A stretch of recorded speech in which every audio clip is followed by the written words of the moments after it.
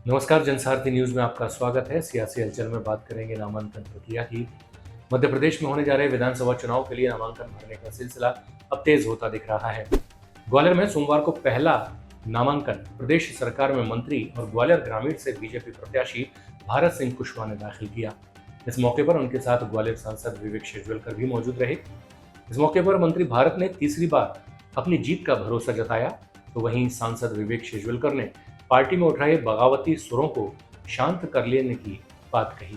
निश्चित रूप से पार्टी नेतृत्व ने तीसरी बार मेरे पर भरोसा किया और तीसरी बार चुनाव मैदान में मुझे भेजा है और निश्चित रूप से कार्यकर्ताओं के सहयोग से और जनता के आशीर्वाद से पार्टी नेतृत्व के निर्णय पर पूरा प्रयास रहेगा कि यहाँ से फिर कमल खिले और खरा उतरने का पूरी तरह से सभी कार्यकर्ताओं में प्रयास करूँगा।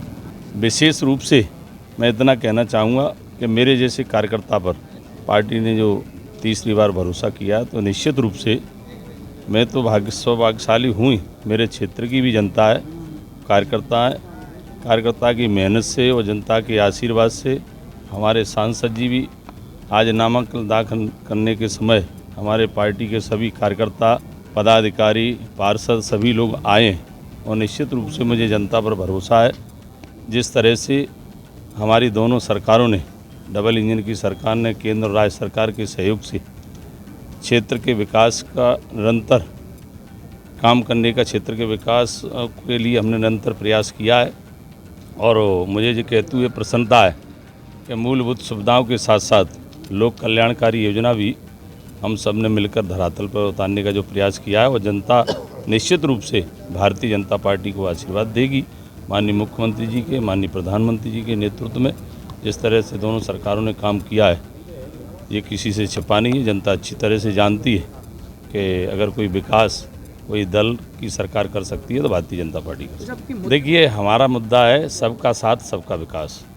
हमारी प्राथमिकता रही है कि संपूर्ण क्षेत्र का विकास हो, लोगों को योजनाओं का भी लाभ मिले। उस पर हमने तीव्र गति से काम किया है और जो जनता बताती है वही हम अधिकतर निर्णय हम लोगों ने किए। विकास के मामले हों, मूलभूत सुविधाओं पर जितना भी काम हुआ है जनता के बताए हुए, उस पर हमने काम करने का प्रयास किया। और निश्चित रूप से ऐसा मैं मानता हूँ हमारे कोई मुद्दे नहीं है, वो जनता जब जब काम के लिए कहती है तो हमने प्रयास किया है।